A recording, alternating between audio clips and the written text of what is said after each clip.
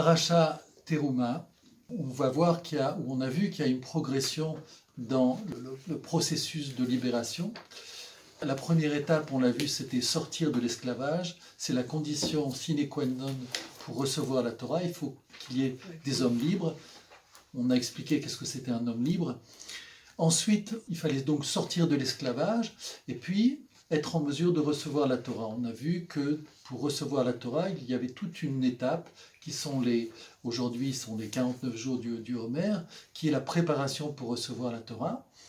Et quand le Ham Israël est prêt à recevoir la Torah, à ce moment-là, l'événement qu'il y a derrière, c'est comment réaliser cette Torah.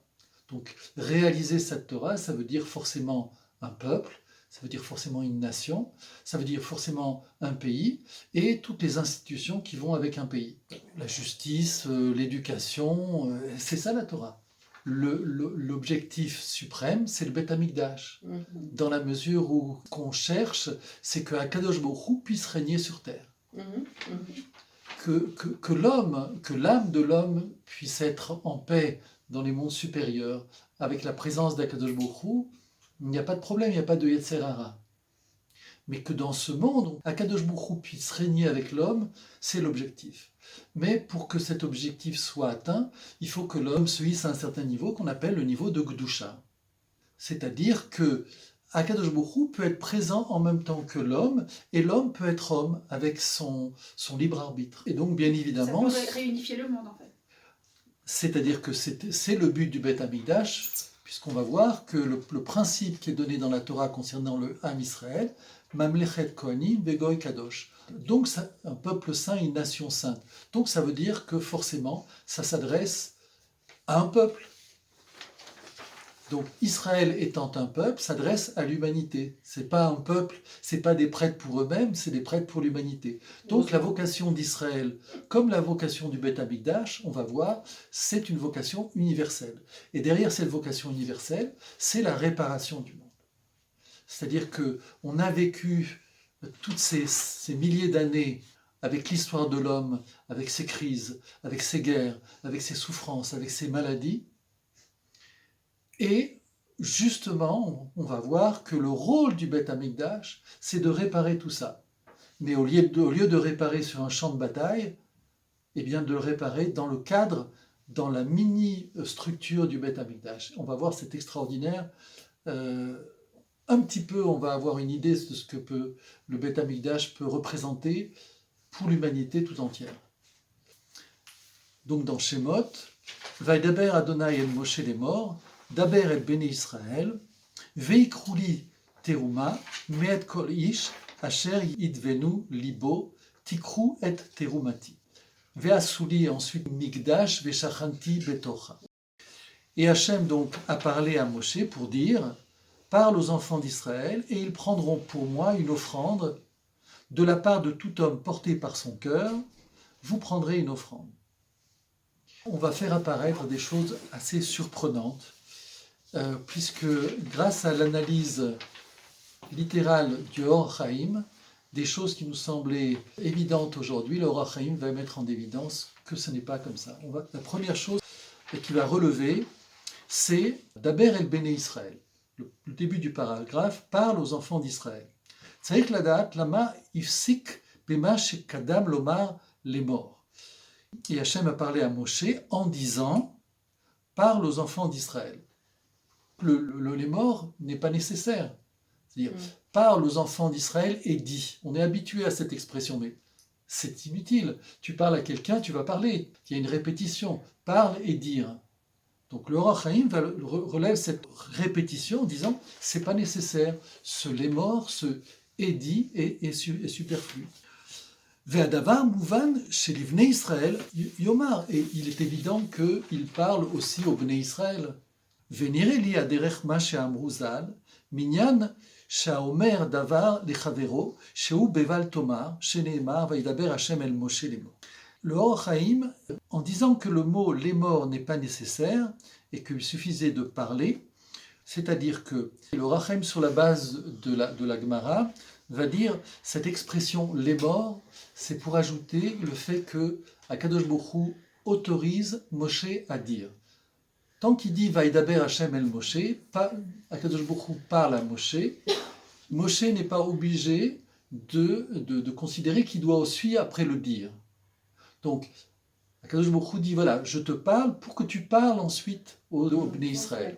De ce même principe, le Rachim tire sur la base de la Gemara un principe. Quand quelqu'un vous parle, alors on ne peut pas dire la chose à quelqu'un d'autre, sauf s'il vous autorise. Et c'est pour ça que le texte vient dire, parle aux enfants d'Israël et dis-leur. C'est-à-dire qu'Akadosh Baruch Hu autorise Moshe à transmettre à une autre personne. D'où la valeur ici de la parole et du fait de savoir, quand on dit quelque chose, on sait qu'on s'adresse à une personne et c'est que pour lui-même. La deuxième explication, je vais la relever à partir de Manitou, Zichrono Livracha. Manitou va poser la question tout simplement, pourquoi Akadosh Baruch Hu a besoin de passer par Moïse pour parler au Bnei Israël? Daber et Bnei Israël, pourquoi on a besoin d'un intermédiaire? Alors ça, ici, il lève, si vous voulez, toute une question qui a parcouru toutes les religions, à savoir, il y a toujours un intermédiaire dans les religions, il y a toujours un grand prophète, il y a toujours un fils de Dieu, si ce n'est pas Dieu lui-même, et on le retrouve dans la Torah, avec Moshe Rabbeinu. Manitou de relever, mais est-ce que c'est vraiment nécessaire? Il dit comme ça, au moment de la révélation du Sinaï, juste avant que Akadosh Baruch Hu donne les 10 commandements, où Moshe alla, El Elohim, Moshe est monté sur le mont Sinaï, Vaikra Elav Hashem, et Akadosh Baruch Hu lui a parlé, Minahar, depuis la montagne, en lui disant, Kotomar les Bet Yaakov et Tagid les Bnei Israël. Ainsi tu diras à la maison de Yaakov et aux enfants d'Israël, Atem raïtem asher asiti le Mitzrayim. Vous avez vu ce que j'ai fait à l'Égypte. Ve'ese etechem kanfe nesharim. Et je vous ai porté sur les ailes des aigles. Ve'evi etechem elai. Et je vous ai amené vers moi. Et donc, on comprend que Akadosh Baruch Hu demande à Moshe de rapprocher le peuple d'Israël de lui-même. La fonction de Moshe, c'est que Moshe rapproche Israël d'Akadosh Baruch Hu. Donc il y a un lien direct avec Akadosh Baruch Hu. Ve'ata im shamoa tishmeu bekoli. Et maintenant, si vous écoutez ma voix, donc c'est Akadosh Baruch Hu qui parle directement au Bnei Israël, ushmartem et beriti, et que vous gardiez mon alliance, vaitem li segula mikol ha'amim. Et vous serez pour moi un peuple désigné de référence. Voilà, un peuple de référence. Mikol ha'amim, de tous les peuples, li kol haaretz, toute la terre m'appartient. Donc, Akadosh Baruch Hu demande à Moshe de pouvoir lui permettre d'établir une relation directement avec le Ham Israël. C'est la fonction de Moshe. Et suite à ça, le texte dit Vatem tiulis me mamlechet kohanim vegoy kadosh. Et vous serez pour moi un peuple de prêtres et une nation sainte. Voici les paroles que... Donc, premièrement, Akadosh Baruch Hu demande à Moshe que la relation se passe directement avec les Bnei Israël. Et deuxièmement, ça s'adresse à une nation. Donc, la sortie d'Égypte, elle a pour référence une nation et pas un peuple. Et c'est en cela que la Torah va être donnée au Bnei Israël. A priori, on devrait être capable d'être en contact directement avec Akadosh Baruch Hu, sans Moshe Rabbeinu, sans les prophètes. Pourquoi? Ça nous est difficile, parce qu'on a cette pensée qui découle de ce qu'on lit de la Torah, qui fait qu'il y a toujours eu un Moshe Rabbeinu comme intermédiaire. Et c'est ce qui s'est passé, c'est-à-dire que Akadosh Baruch Hu a demandé à Moshe, et les Bnei Israël ont demandé à Kol Asher Diber Hashem Naase. Tout ce que Akadosh Baruch Hu dira, nous le ferons. Donc c'est de la bouche d'Akadosh Baruch Hu, il n'y a pas marqué Kol Asher Diber Moshe Naase. De la bouche directement d'Akadosh Baruch Hu. Et c'est pour ça qu'on dit que les deux premiers commandements, nous l'avons entendu directement d'Akadosh Baruch Hu. Donc il y a bien une relation qui se fait directement entre les Bnei Israël et Akadosh Baruch Hu. Simplement, on n'a pas été capable d'aller plus loin. Moshe a dû continuer à recevoir la parole d'Akadosh Baruch Hu pour la transmettre. Mais ça veut dire qu'on n'a pas été capable. à un moment donné, ça a pu se passer. Donc si ça peut se passer pour les 2 premiers commandements, pourquoi ça ne se passerait pas de manière permanente dans l'avenir? Ça veut dire que Israël, le corps d'Israël dans sa collectivité, n'était pas en mesure de recevoir la présence d'Akadosh Baruch Hu. Et nos sages de l'expliquer, c'est comme le soleil devant une bougie. Vous mettez une bougie devant le soleil, elle fond. Mais ça veut dire que la relation privilégiée qui est attendue dans la Torah, c'est une relation directe avec Akadosh Baruch Hu. Manitou continue à expliquer donc qu'est-ce que ça veut dire un peuple de prêtres. Forcément, ça veut dire qu'il y a une nation. Ça veut dire que c'est dans la collectivité que les choses peuvent se passer, pas au niveau individuel. Et c'est pour ça qu'il y a un problème. Le problème, c'est que au niveau collectif, Israël n'est pas prêt à assumer, à prendre le flambeau. C'est le premier problème qu'expliquait Manitou. Le deuxième problème, c'est que l'humanité refuse à Israël. Le monde refuse à Israël d'assumer aussi cette fonction. On le voit mais si on n'arrive pas à s'assumer nous-mêmes et qu'au bout de deux commandements, on n'est pas capable de s'assumer, comment tu veux que les nations puissent... c'est qu'on est... Tu as raison, mais il faut le voir par rapport à un couple. C'est-à-dire un couple, tu ne peux pas dissocier les choses. C'est-à-dire qu'il y en a un qui peut dire, oui, mais tu ne te réalises pas, moi je ne t'empêche pas de te réaliser. Mais les choses se passent ensemble, on ne peut pas les dissocier.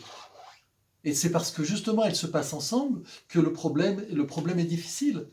C'est le fait qu'il y a Israël qui a une fonction par rapport à toutes les nations, par rapport à l'humanité, et que l'humanité est en attente d'Israël. Et c'est ce qui se passe. C'est-à-dire, au niveau individuel, il y a effectivement Israël, il y a des Israéliens, on va dire, qui sont prêts à, depuis longtemps déjà, assumer leurs responsabilités et leurs vocations. Ils attendent que ça, voire même ils souffrent parce que justement, on ne leur donne pas la possibilité. Mais ils sont là, ils sont prêts.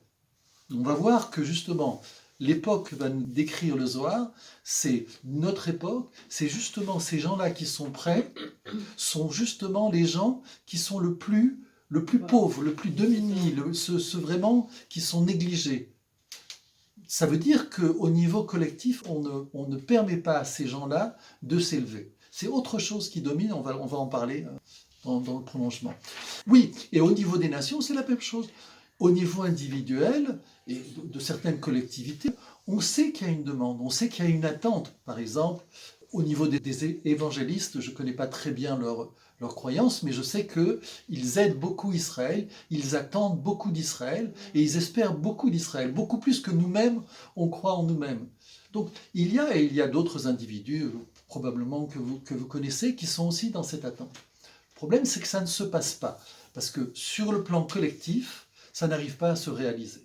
Et ça n'arrive pas à se réaliser. Donc, Verabotenouzal, Darchou, Davar, Daber el Béni Israël. Pourquoi le texte dit parle aux enfants d'Israël?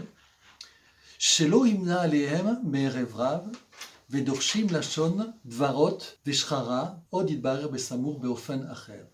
Nos sages disent dans le Yakut Reuveni, ils expliquent que l'expression parle aux enfants d'Israël signifie justement de ne pas nommer des gens du Erev Rav. Puisqu'on a vu que quand les nés Israël sont sortis d'Égypte, il y avait toute une population qui s'est attachée à Israël parce qu'elle avait les mêmes convictions, les mêmes vocations, le même souhait de sortir de l'esclavage. Et cette population, on appelle ça le grand mélange, qui est le Révrav. Derrière, ça a pris des connotations un petit peu péjoratives, malheureusement, mais l'idée c'est que tout simplement, d'autres individus se sont liés à Israël et ils sont devenus partie tout simplement d'Israël. Simplement, ce Révrav, cette population, n'avait pas, la formation, l'expérience qu'avait Israël au travers des Havot. Et donc, ils sont sortis d'Égypte pas vraiment préparés. Et ce manque de préparation a amené tous les problèmes dont on va voir dans la paracha Kitissa, les problèmes du veau d'or. Ce Erev Rav, qui est prêt à sortir de l'esclavage, qui est prêt à faire partie de la vocation d'Israël, d'un autre côté, n'est pas prêt. Et le Zohar va dire comme ça, par rapport à notre époque, Vechazru otam Erev Rav.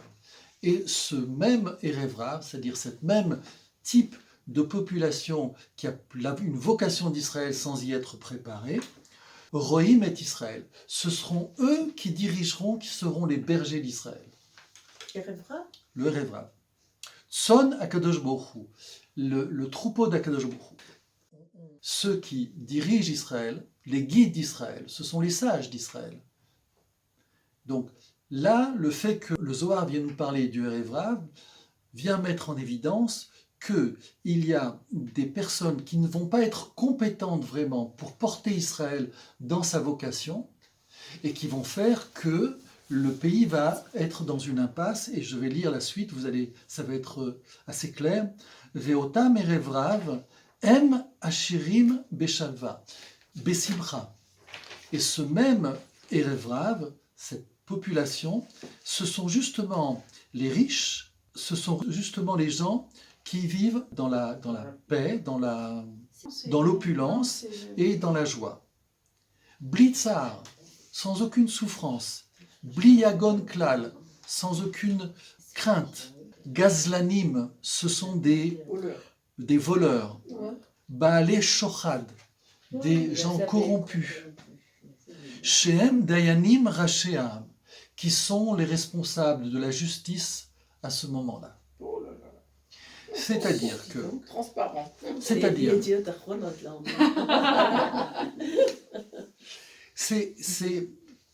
C'est-à-dire qu'il y a une conjoncture ici de deux forces qui sont complémentaires, qui visent la même vocation, mais l'une n'est pas préparée.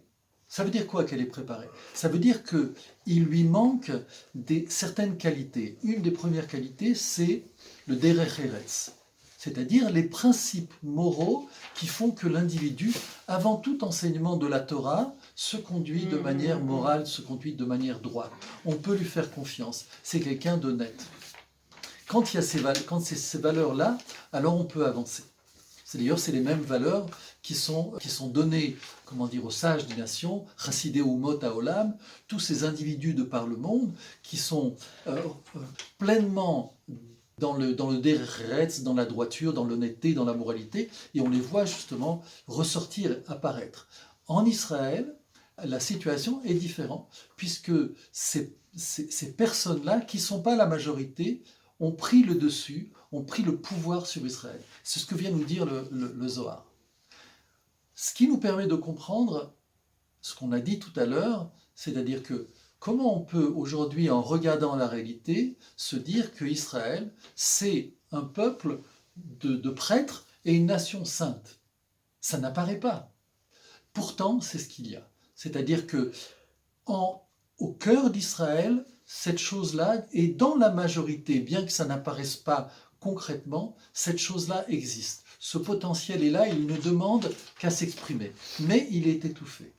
Et là, on peut comprendre que la vocation vraiment d'Israël va apparaître. Et quand la Torah nous dit Mamlechet Kohanim ve Goy Kadosh, ça veut dire que c'est qu'un peuple de prêtres qui peut amener la solution dans le monde. Et cette solution dans le monde, elle n'est possible que parce qu'il y a Kadosh Baruch Hu. Manitou expliquait que la Géoula, la fin de ces souffrances, de ces conflits qu'il y a dans le monde, ne peut pas venir des hommes. C'est-à-dire que tous les efforts qu'on va faire, toutes les collectivités, toutes les manifestations, toutes les bonnes volontés, là j'ai vu justement au Canada, il y avait quelque chose d'absolument extraordinaire. Super, il y a des choses absolument extraordinaires, des volontés à la fois individuelles et des petites collectivités qui semblent donner un espoir, mais ça ne se passera pas. Oui, mais quand même, il y a un élan. Oui, mais la sortie d'Égypte, c'est là que le peuple d'Israël entre en jeu. On sait que la sortie d'Égypte n'a pu se faire que grâce à Akadosh Baruch Hu. Les velléités, les volontés existaient, il y avait ne serait-ce que Moshe Rabbeinu. Mais pour sortir d'Égypte, c'est l'enseignement, pour sortir d'Égypte, il faut Akadosh Baruch Hu. Et on le sent, c'est-à-dire, si tu veux, on va dire comme ça, c'est sûr qu'il fallait traverser la mer Rouge, mais il fallait l'ouvrir. En fait, la faculté de rompre, de briser les chaînes de l'Égypte, il fallait Akadosh Baruch Hu. Et derrière, évidemment, il faut que les gens suivent. Il fallait que les gens suivent. Mais c'est la question, si vous voulez, les questions qu'on se pose. C'est-à-dire que quelles sont les volontés vraiment qui peuvent se manifester pour faire changer les choses? Et est-ce qu'on peut vraiment changer les choses? Et à chaque fois, on voit on passe d'une étape à une autre, c'est de plus en plus difficile. Parce que du dedans de la Torah, on sait que les choses se passent au niveau à la fois collectif et avec l'aide d'Akadosh Baruch Hu. En disant cela, qu'est-ce qu'on dit? On dit que on veut faire apparaître la présence d'Akadosh Baruch Hu. Ça va ensemble. C'est-à-dire que l'idée qu'on avait dit au début, l'objectif de ce monde, c'est qu'il y a à la fois une présence de l'homme et une présence d'Akadosh Baruch Hu, eh bien, elle s'exprime là-dedans. C'est-à-dire que les événements nous amènent à une situation où on ne peut faire qu'une seule chose, demander de l'aide à Akadosh Baruch Hu. En demandant de l'aide à Akadosh Baruch Hu, on le fait apparaître et on rend sa présence possible. En rendant sa présence possible, nous-mêmes, on fait l'effort de permettre à cette présence d'exister. Et en même temps que cette présence existe, eh bien, il y a tous les principes qui vont derrière, les principes de Kedusha, de sainteté, qui s'appuient premièrement sur des principes de moralité. Donc on a, tout le scénario qui est prêt. Simplement, on est obligé d'attendre que Israël veuille bien se révéler dans sa vocation, dans sa collectivité, s'affirmer. À partir du moment où Israël va s'affirmer, à ce moment-là, les choses vont pouvoir vraiment elles ont déjà commencé, mais vraiment les choses vont pouvoir se mettre en marche. Quand elle nous dit « parle aux enfants d'Israël », c'est-à-dire établis une relation avec les Bnei Israël, de telle manière « Veshachanti betocham » que je puisse résider en eux. Parmi eux. En eux. Justement, c'est pas Veshachanti itam, avec eux, mais en eux. Non, mais ce que j'ai compris, c'est que le fait, par exemple, quand je vois les premiers commandements, que nous-mêmes, on n'a pas les moyens nécessaires. Il y a très peu de gens qui sont conscients, il y en a d'autres qui ne sont pas conscients. Donc on attend ces autres personnes pour pouvoir réagir peut-être. Parce que moi ce que je comprends c'est que le peuple n'est pas uni, que c'est qu'une partie du peuple. Et comment faire intervenir Dieu si on n'est pas nous-mêmes unis? Il faudrait d'abord que nous soyons complètement uniformes dans notre façon de penser, dans notre aide, dans notre cri envers Akadosh Baruch. C'est ce que j'ai compris. Est-ce que c'est ça ou pas? Oui, bien sûr. Simplement, encore une fois, c'est toujours dans la même perspective. Il faut le voir dans la perspective d'un couple. C'est-à-dire que, en même temps avec Akadosh Baruch Hu, c'est-à-dire que pour qu'il y ait une unité, il faut que soi-même on se perçoive comme créature, comme étant une créature d'Akadosh Baruch Hu. Quand chacun a cette perception, alors la collectivité est possible. Parce que ce que je vois dans l'autre, c'est aussi Akadosh Baruch Hu. Et donc, l'unité peut se trouver qu'au travers d'Akadosh Baruch Hu, mais cette présence, elle est en moi, Veshachanti betocham, je résiderai en eux. C'est que lorsque il y a une perception à l'intérieur, dans l'homme, que la chose est possible. Et cette chose-là, on le comprend, elle n'est possible qu'au travers d'Israël, parce que c'est justement l'expérience d'Israël. L'expérience d'Israël au travers des Havot, se sont imprégnés de la présence d'Akadosh Baruch Hu. Avec Abraham, tout simplement. C'est le premier homme à aller et avoir marché vers Akadosh Baruch Hu, avoir cherché à connaître Akadosh Baruch Hu, tellement bien que dans la Torah, Akadosh Baruch Hu ne se révèle pas à lui. Il va tout de suite lui parler, parce qu'il s'est déjà mis en chemin. Donc et c'est en cela que nous sommes un peuple de référence, c'est que nous avons acquis une expérience. Cette expérience, c'est la relation avec Akadosh Baruch Hu. Et donc on peut comprendre qu'il y ait une unité dans le monde, parce qu'on a une perception de cette unité en nous-mêmes. Elle est en potentiel.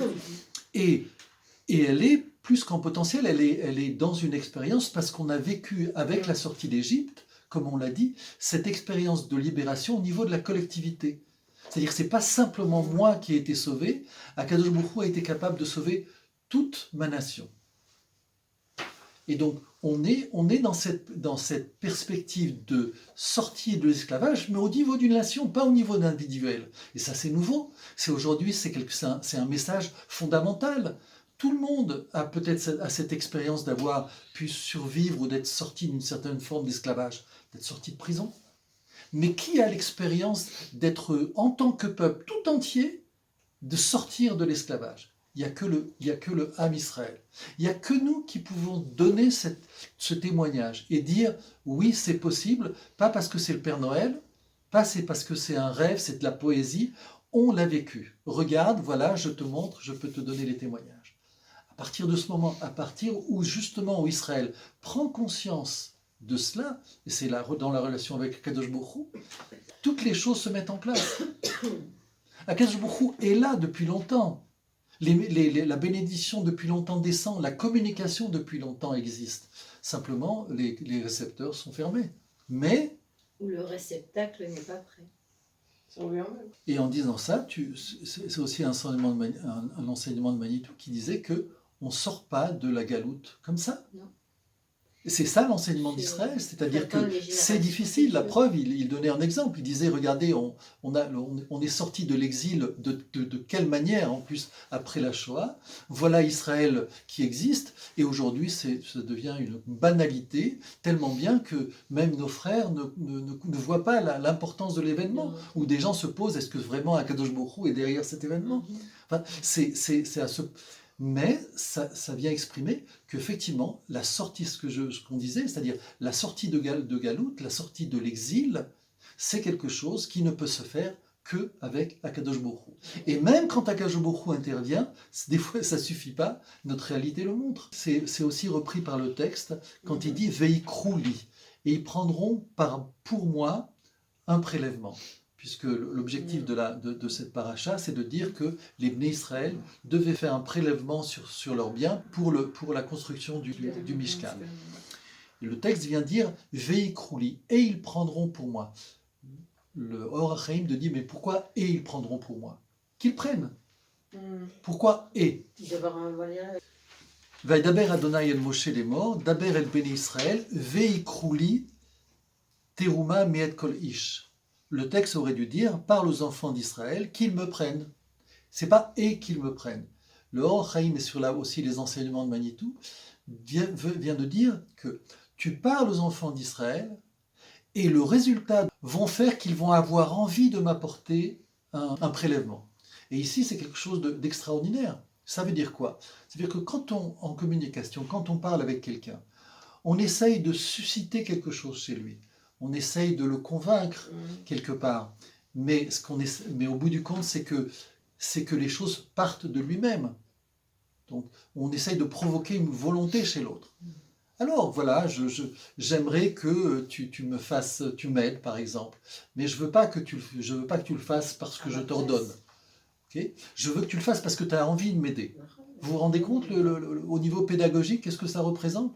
C'est pratiquement impossible. Je me rappelle en coaching, j'avais une femme qui me disait j'arrive plus avec mon mari, c'est pas possible, je me tue à lui expliquer et il comprend pas. Et je lui ai dit mais tu vas t'épuiser à vouloir exprimer les choses. Si les choses ne viennent pas de lui, il y a deux possibilités, soit parce qu'il n'en a pas envie, soit parce que de la façon dont tu demandes les choses, eh bien, ça ne l'inspire pas. C'est-à-dire, il ne comprend pas dans ma façon de parler. Donc, la problématique, c'est pas que l'autre ne comprenne pas, c'est que moi, je ne m'exprime pas de manière suffisamment, avec les mots qui peuvent le toucher, qui fait qu'il va comprendre. Ou alors, tout simplement, ce que je veux, c'est qu'il exprime ma volonté. Voilà, c'est vrai. Il n'entend pas que je veux qu'il fasse quelque chose, c'est ma volonté que je veux qu'il exprime. Et lui, il ne veut pas exprimer sa volonté. Et donc, il y a une difficulté de provoquer chez une autre personne la volonté, le vouloir. C'est quelque chose d'extrêmement difficile. C'est ce qu'on recherche. Mais là, c'est encore beaucoup pire. Parce que, qu'est-ce que Akadosh Baruch Hu demande à Moshe? C'est qu'ils aient envie. C'est-à-dire que c'est comme si tu ordonnes à quelqu'un d'aimer. Tu peux donner la volonté, faire que la personne ait une volonté. Mais le faire avec une volonté d'amour, c'est autre chose. Et là, c'est ce que le texte vient dire, c'est-à-dire que tout ce prélèvement qu'il fait pour le Beth Amikdash, il faut que ça vienne spontanément par amour de la personne. Et ça, Moshe doit le provoquer.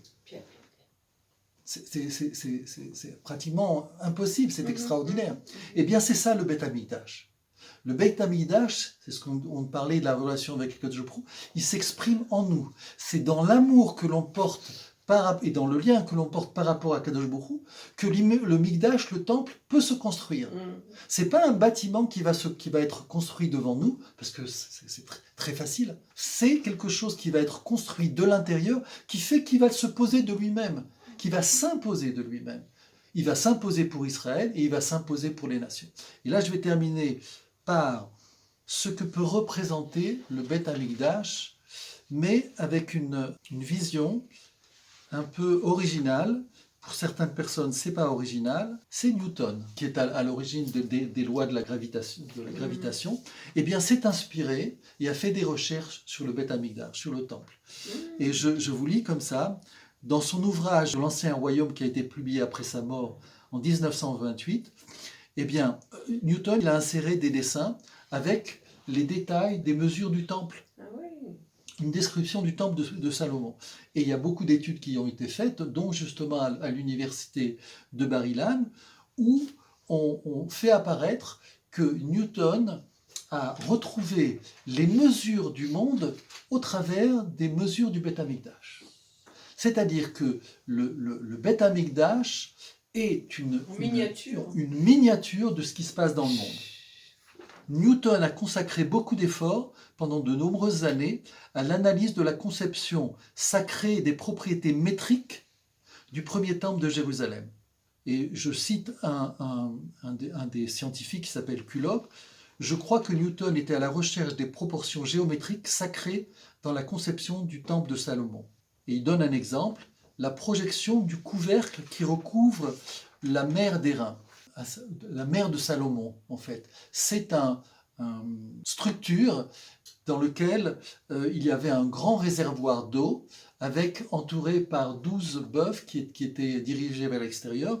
Et à partir de là, il dit comme ça, le couvercle fait saillie avec le haut, vers le haut de la mer de Salomon, comme un bol inversé. L'angle de projection du couvercle est précisément de 8,008 etc. degrés, ce qui s'est avéré être mathématiquement lié à la valeur de l'inclinaison moyenne de l'axe terrestre. C'est-à-dire que toutes les mesures qui apparaissent dans le monde, toutes les lois du monde sont déjà exprimées dans les mesures du Beth Amikdash. Et c'est pas quelque chose de surprenant.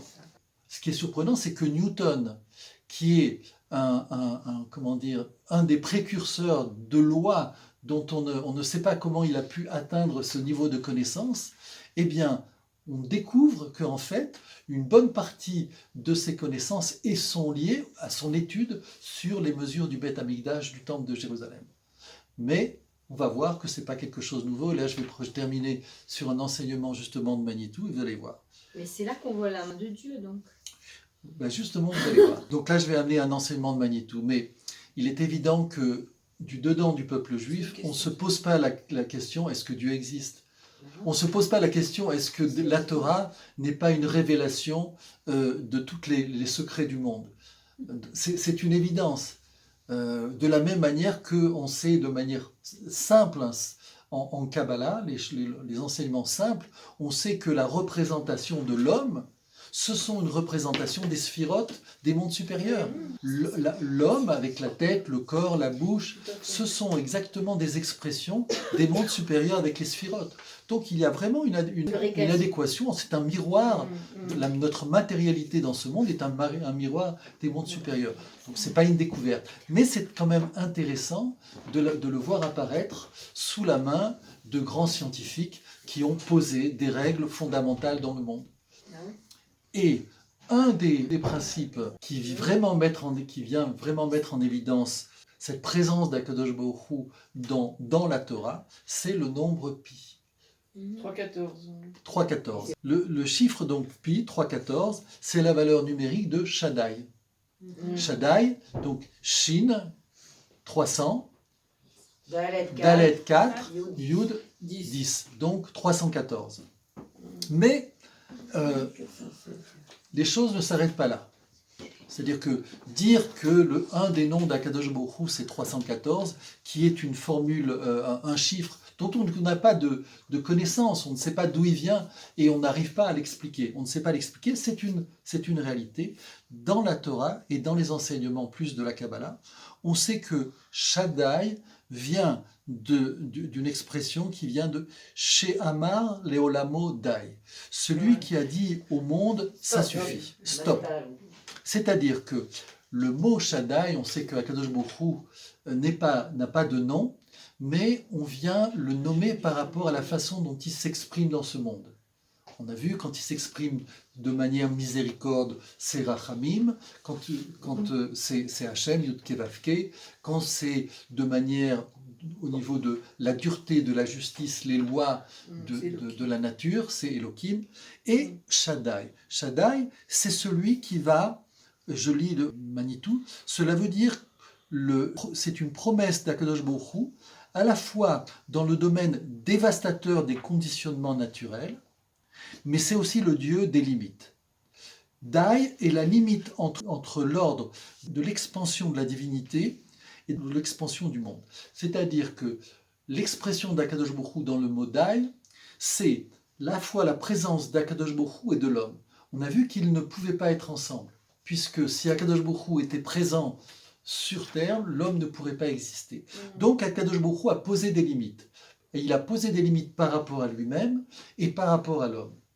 Quand on voit que dès que ces limites sont rompues, ce sont des catastrophes naturelles. Donc, Akadosh Baruch Hu, dans le mot Dai, ce sont justement les limites de l'univers, toutes les dimensions de l'univers. On n'est plus surpris par les découvertes de Newton. Akadosh Baruch Hu vient s'exprimer au travers de la Torah. Il donne toutes les dimensions du monde, à la fois spirituel et à la fois en même temps matériel. Mais le véritable défi, puisqu'on le voit dans cette paracha, c'est comment l'homme se rend accessible à la présence d'Akadosh Baruch Hu. Et ça, c'est ce que demande Akadosh Baruch Hu, c'est-à-dire qu'il est une évidence dans ce monde, mais l'homme doit lui faire une place. Cette place, Veshachanti Betocham. Quand Israël est capable de se rattacher à Akadosh Baruch Hu et de prélever sur lui-même, par amour, pour Akadosh Baruch Hu, alors Akadosh Baruch Hu peut être présent en Israël et Israël peut jouer son rôle vis-à-vis des nations. Mais c'est un processus qui se met en marche et on le voit, il est déjà en marche. Le fait que le monde soit aujourd'hui en éruption sur un plan global prouve que ce qui est en train de se passer va se passer aussi dans ces mêmes dimensions. Mais ça implique un réveil de l'homme et ça surtout implique un réveil d'Israël. Encore une fois, la clé réside en Israël. C'est un haut niveau collectif et national du dedans d'Israël que les choses vont pouvoir se passer. Mais ça va impliquer des difficultés. Parce qu'à partir du moment où Israël va vouloir s'affirmer dans ce domaine, commencer à proposer une solution dans le monde, eh bien, il va y avoir des oppositions. Et cette crainte est fondée sur ce qu'on appelait le rêve rave, c'est-à-dire une élite qui cherche à dominer le peuple avec évidemment des intérêts qui sont derrière. C'est-à-dire qu'ils ont des positions élevées, des avantages, et on comprend qu'ils n'ont pas très envie de perdre ces avantages. C'est la loi qui règne dans le monde, et c'est cette chose-là qui doit être brisée. Très simple.